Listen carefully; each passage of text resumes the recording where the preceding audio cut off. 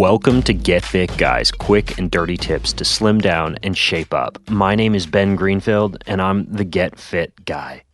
In previous episodes, you've learned about Caveman and paleo fitness. For example, in the episode, What Are Paleo Exercises?, you learned that ancient man didn't do much exercising with his butt planted on a weight machine seat.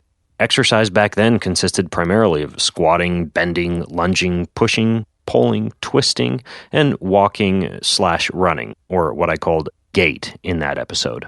In the episode Fuel Your Workouts with the Paleo Diet, you learned about a popular diet that avoids many modern agricultural foods like bread and cereal, along with highly processed foods, artificial sweeteners, preservatives, and just about anything that our caveman ancestors, or our great-grandparents for that matter, wouldn't have recognized as real food. And recently, in the newsletter We're Still Hunter-Gatherers, you learned that based on the results of a recent study, no matter how much you exercise, you may also want to think about your food more like a primitive hunter-gatherer. Now, to read details of any of those particular episodes, you can simply go to getfitguy.quickanddirtytips.com. I'll link to all of them in the show notes for this episode, which is entitled Caveman Fitness Lessons. All of these concepts are based on the idea of ancestral health, which proposes that humans suffer from numerous metabolic diseases like diabetes, cancer, and heart disease, and yet these health maladies were virtually non-existent during most of our ancestry. The ancestral health movement says that post-industrial foods, combined with mostly sedentary lifestyles, have pushed our physiologies dangerously far from their adapted environments. I became so interested in this topic that I recently attended something called the Ancestral Health Symposium, which is a gathering of research scientists, physicians, and experts devoted to helping people become healthier by using clues from our genetics and ancestry. While I learned many things about nutrition, diet, health, and exercise, here are some takeaway nuggets and tips for you that are directly related to this caveman fitness concept. First, health versus performance. Keith Norris, a personal trainer from Efficient Exercise, talked about two distinct and often conflicting wellness goals: the pursuit of health and longevity, combined with the pursuit of better fitness through strength and overall conditioning.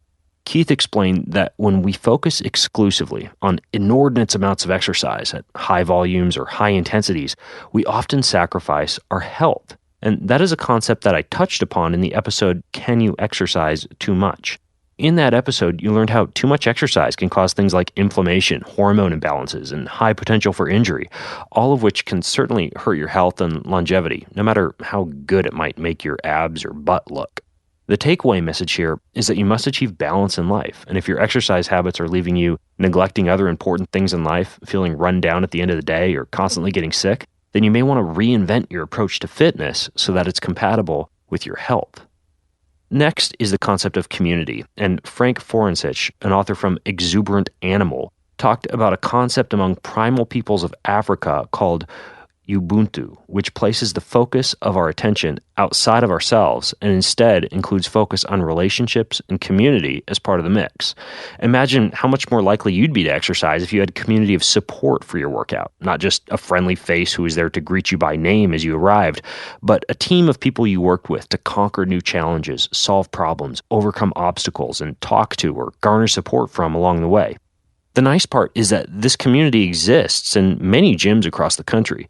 You just have to find it. If you're not a member of a gym and you're having a hard time getting the motivation to work out, then join a gym. Once you're there, get involved with a group exercise class that you can attend regularly for at least a month and preferably more. Get to know faces and names, make new friends, and create a sense of community around your fitness program rather than going it alone all the time. And of course, be sure to join the community at the Get Fit Guy Facebook page too. Next is the idea of posture, and Esther Gackel from the Gackel Method Institute outlined how posture can be a missing cornerstone in our modern understanding of health and how foot pain, neck pain, back pain, and joint issues can all arise just from poor posture. When I look at the emails that I receive from Get Fit Guy listeners, many of them are about injuries sustained while training for an event like a 5K or doing a workout at the gym. And I'll hazard a guess that many of these injuries are taking place after a long day of work, typically sitting in a chair or a car.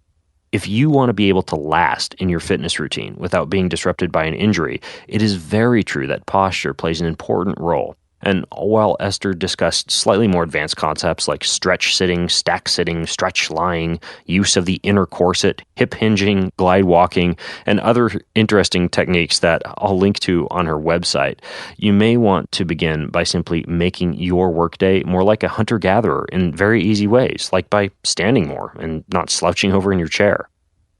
Next is a concept of play, and Peter Gray, a research professor of psychology at Boston College and author of a psychology textbook, talked about the role of free play in children's education in hunter-gatherer times and today.